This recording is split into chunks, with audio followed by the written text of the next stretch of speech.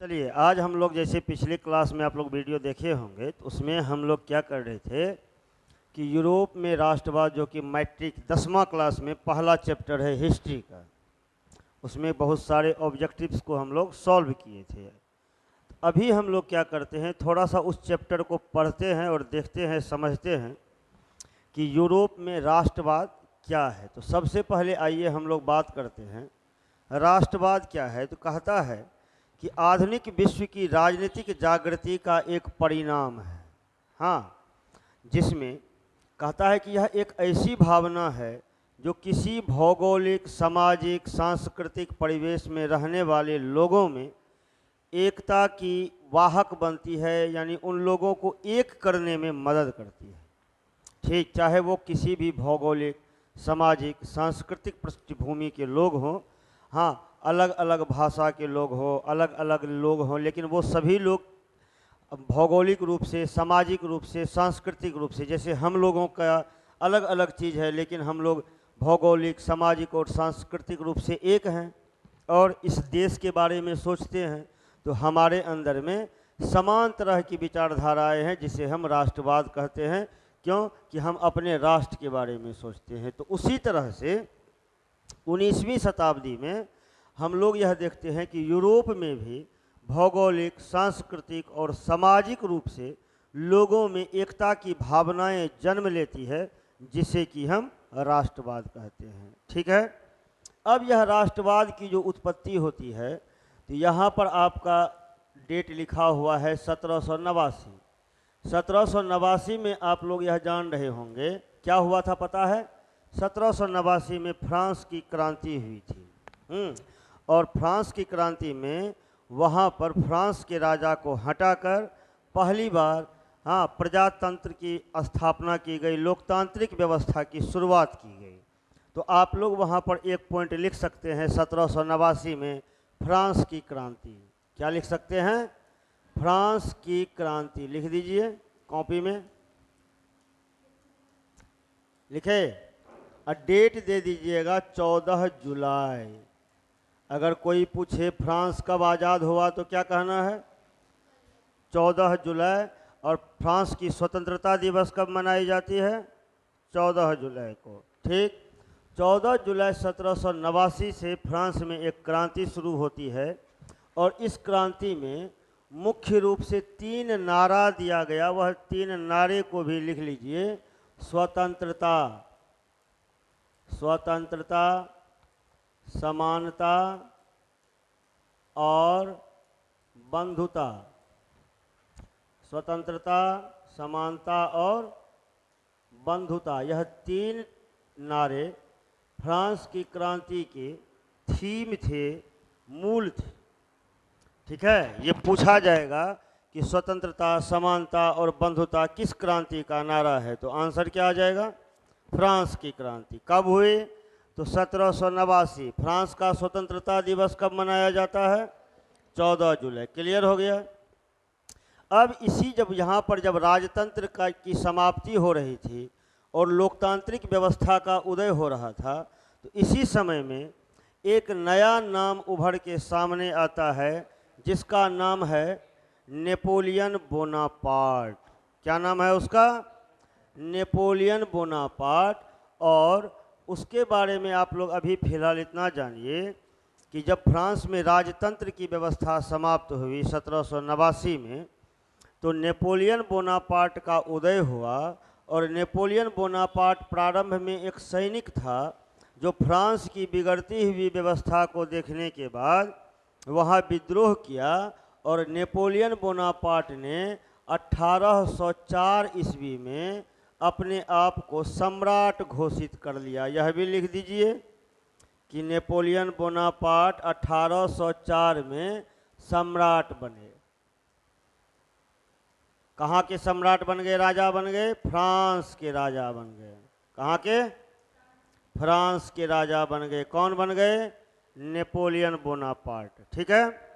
अब Napoleon Bonaparte ने क्या किया कि यूरोप में जो बहुत सारे राज्यों को यूरोपीय राजवंश जो अपने अपने क्षेत्र में बांट लिए थे, उन सभी राज्यों पर नेपोलियन ने आक्रमण किया और उन सभी राज्यों को जीतकर यूरोप का एक नए नक्शे का निर्माण किया, ठीक, जिसमें से कि बहुत सारे पुराने राजाओं की हार हो गई।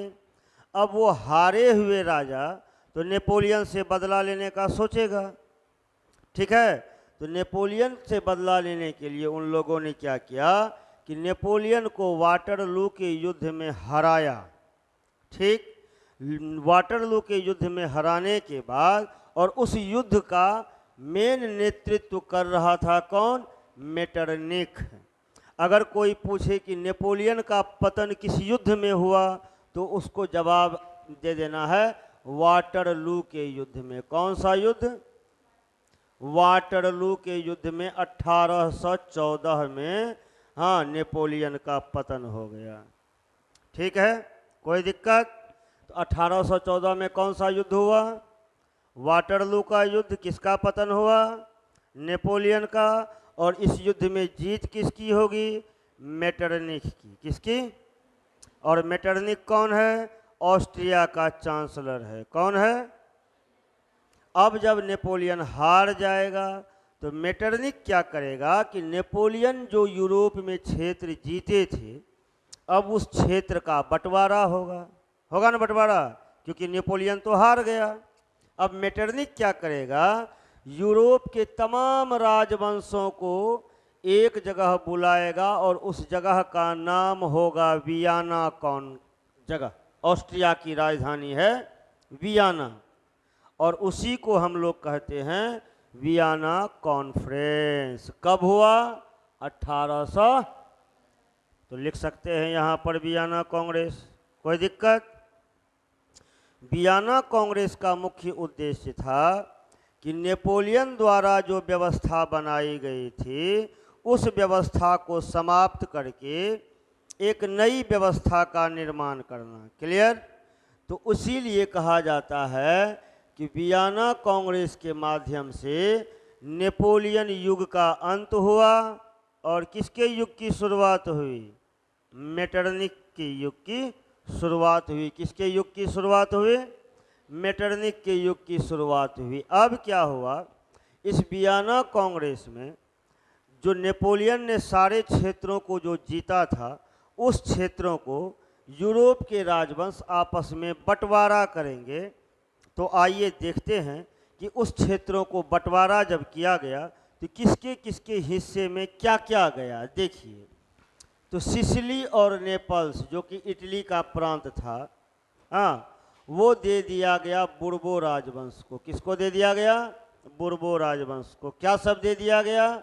सिसिली और नेपल्स दे दिया गया। अब बुर्बो राजवंश का राजा कौन था उस समय में? फर्डिनेंड। बाद में यही बुर्बो राजवंश, हाँ, नेपोलियन के बाद फ्रांस की सत्ता को आगे बढ़ाएगा, जो कि 1848 तक चलेगा। ठीक, आगे देखते हैं। अब रोम बच गया। सिसिली और नेपल्स तो बुर्बो राजवंश को दे दिया गया। रोम पर पोप का अधिकार रहने दिया गया। पोप समझते हैं? ईसाइयों का जो सर्वोच्च धर्मगुरु होता है उसे हम लोग क्या कहते हैं? पोप कहते हैं। ठीक, और दुनिया के सभी ईसाई उसी पोप की बातों को मानते हैं। ओके, तो ये रोम किसके हिस्से में चला गया? पोप के हिस्से में चला गया। क्लियर? अब कहता है लैम्बार्डी और वेनेशिया, ये किसको मिल गया? इस पर ऑस्ट्रिया का प्रभाव बना रहा। ऑस्ट्रिया मतलब मेटरनिख, ऑस्ट्रिया मतलब मेटरनिख। तो लैम्बार्डी और वेनेशिया पर किसका प्रभाव बना रहा? मेटरनिख का। अब मेटरनिख कहाँ का चांसलर था? ऑस्ट्रिया का। ठीक, परमा, मेडोना और टस्किनी, यह भी 3 प्रांत थे इटली के। इन तीनों पर क्या किया गया? हेब्सबर्ग राजवंश को दे दिया गया। यहाँ आपने देखा कि सिसिली और नेपल्स किसको दे दिया गया? बुर्बो राजवंश को। क्लियर है? उसके बाद हाँ, परमा, मेडोना और टस्कनी किसको दे दिया गया? हेब्सबर्ग राजवंश को। अब इटली का और प्रांत है जेनेवा और सार्डिनिया, इसको क्या किया गया पिडमोंट राज्य में मिला दिया गया। कहाँ मिला दिया गया? पिडमोंट में। किसको? जेनेवा और सार्डिनिया को। इटली को तो बांट दिया गया, बुरी तरह से बांटा। अब बचा जर्मनी। जर्मनी में 39 राज्य का जो संघ नेपोलियन ने बनाया था, उस संघ को रहने दिया गया, लेकिन उस संघ पर मेटरनिख यानी ऑस्ट्रिया का पूरा प्रभाव रहा, यानी बिना ऑस्ट्रिया के इजाज़त के जर्मन राज्य कोई भी निर्णय नहीं ले सकते थे। क्लियर? अब आता है फ्रांस में। फ्रांस में वह पुरानी व्यवस्था जो कि नेपोलियन से पहले कायम थी, उसी व्यवस्था को फिर से स्थापित की गई और बुर्बो राजवंश को वहाँ की सत्ता सौंपी गई। और बुर्बो राजवंश ने क्या किया? हाँ, 2 जून 1814, डेट लिख लीजिए, डेट लिखिए। हाँ, 2 जून 1814 को, 2 जून 1814 को हाँ संवैधानिक घोषणा पत्र जारी किए गए। हाँ, बुर्बो राजाओं के द्वारा 2 जून 1814 को संवैधानिक घोषणा पत्र जारी किए गए। संवैधानिक घोषणा पत्र, ठीक। और कहता है क्या कि और यह जो व्यवस्था, यह जो घोषणा पत्र के द्वारा जो व्यवस्था बनी, यह 1848 तक फ्रांस में कायम रही। फिर 1848 में एक क्रांति होती है। फिर उस क्रांति के लिए हम लोग अपने अगले क्लास का इंतज़ार करते हैं। ओके, धन्यवाद।